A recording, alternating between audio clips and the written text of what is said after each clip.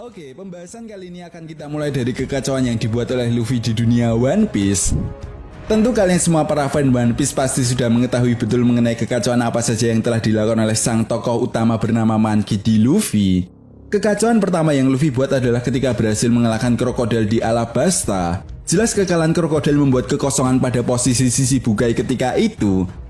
Lalu Luffy menerobos masuk ke penjara bawah air Impel Down untuk menyelamatkan sang kakak Portgas di Ace. Memang ketika itu Luffy gagal menyelamatkan Ace, tetapi ada banyak sekali penjahat kelas kakap yang memanfaatkan hal ini untuk melarikan diri, termasuk petinggi dari organisasi Revolutionary Army, yaitu Ivankov. Bahkan Kurohige pun memanfaatkan kekacauan ini untuk merekrut anggota baru di kelompok bajak lautnya yang berasal dari para tahanan Impel Down level 6. Selain itu, dengan keberuntungan yang sangat amat luar biasa, Lord Buggy berhasil mendapatkan anak buah yang tangguh dari penjara Impel Down. Mengetahui hal ini, pemerintah dunia kemudian langsung mengambil tindakan dengan menjadikan Buggy sebagai seorang sisi Bukai. Lalu pada manga One Piece chapter 581, Sengoku pernah mengatakan apabila ada penjahat level 6 di suatu negara, maka rakyatnya dalam bahaya yang sangat serius. Dan kekacauan yang dibuat oleh Luffy serta para aliansinya setelah itu adalah mengalahkan dua Yonko di negeri Wano. Jelas kekalahan Kaido dan Big Mom secara tidak langsung telah membuat kekacauan yang masif di dunia One Piece. Karena seperti yang kita tahu bahwa ditunjuknya Buggy menjadi seorang Yonko ibarat sebuah blunder bagi pihak pemerintah dunia. Ya, Buggy dengan sangat mengejutkan menciptakan sebuah organisasi Cross Guild untuk melawan pemerintah dunia dengan cara memberikan bounty kepada para angkatan laut. Perlu diingat, Crocodile dan Dracul Mihawk saat ini menjadi bagian dari organisasi tersebut. Artinya, kekuatan tempur dari kelompok bajak laut Buggy tidak bisa dianggap remeh.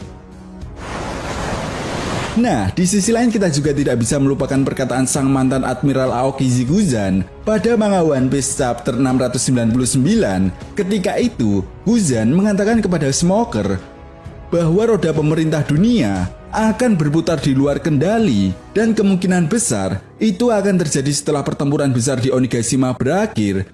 Dan hal ini pun seolah-olah dipertegas oleh perkataan salah satu Yonko yaitu Akagami no Seng pada manga One Piece chapter 1055 yang mengatakan kepada Admiral Ryukugyu, apakah era baru sebegitu mengerikannya buat kalian?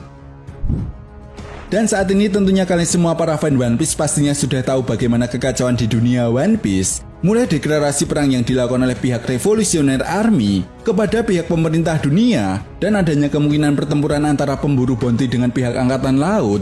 Bahkan pada manga One Piece chapter 1054, Sakazuki Akainu pernah mengatakan, aku menjadi Fleet Admiral di era yang kacau.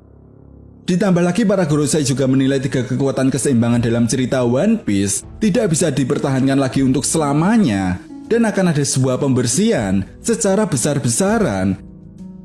Dari sini sudah sangat jelas dunia One Piece benar-benar sudah berada di ambang perang besar. Sebuah perang yang akan melibatkan seluruh negara dan seluruh pihak yang ada dalam cerita One Piece.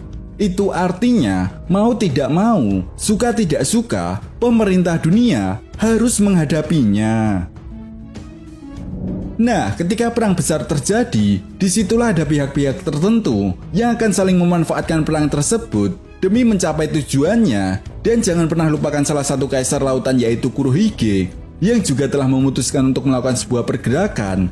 Lalu pergerakan seperti apa yang akan dilakukan oleh Kurohige terhadap perang besar yang akan terjadi? Tentu saja dia akan memiliki sebuah perencanaan yang sangat matang sebelum dia melakukan sebuah pergerakan, seperti halnya ketika dia merebut posisi Yonko Shirohige. Lalu Akagami no Seng yang memutuskan untuk tidak bertemu dengan Luffy dan memilih untuk mendapatkan harta karun One Piece serta mengurus Bartolomeo. Di sisi lain, bagi si badut yang sedang disibukkan dengan perburuan angkatan laut dan Monkey D. Luffy yang saat ini sedang mencari satu Road Poneglyph lagi demi menemukan Pulau Locktail dan harta karun One Piece. Perlu diingat juga perkataan Trafalgar Law kepada Luffy pada manga One Piece chapter 1057. Meskipun mereka pernah menjadi aliansi dan bekerja sama untuk mengalahkan dua Yonko, tetapi setelah mereka keluar dari negeri Wano, maka mereka akan menjadi musuh dan bukan hal yang tidak mungkin jika mereka akan saling bunuh satu sama lain. demi mencapai tujuan dari masing-masing kelompok bajak lautnya. Dengan kata lain, cepat atau lambat, semua bajak laut akan saling memperebutkan harta karun One Piece dan terbawa dalam sebuah gelombang arus pertempuran besar yang bernama Perang Tahta. Lalu sampai di sini yang menjadi sebuah pertanyaan besarnya adalah siapakah yang akan keluar sebagai pemenang dalam Perang Tahta ini? Entahlah, tetapi yang jelas setiap Yonko ingin menjadi penguasa tunggal di lautan dengan cara menghancurkan Yonko lainnya. Begitupun dengan pemerintah dunia yang tidak mau kehilangan kekuasaannya saat ini dan tidak peduli dengan cara apapun mereka untuk menjadi penguasa tunggal di lautan, karena dalam sebuah pertempuran tidak ada yang namanya curang. Nah, itu tadi merupakan pembahasan mengenai perang besar yang akan terjadi di akhir cerita One Piece. Jadi bagaimana menurut nakama semua? Jika kalian punya pendapat lain, silahkan berikan pendapat kalian di kolom komentar.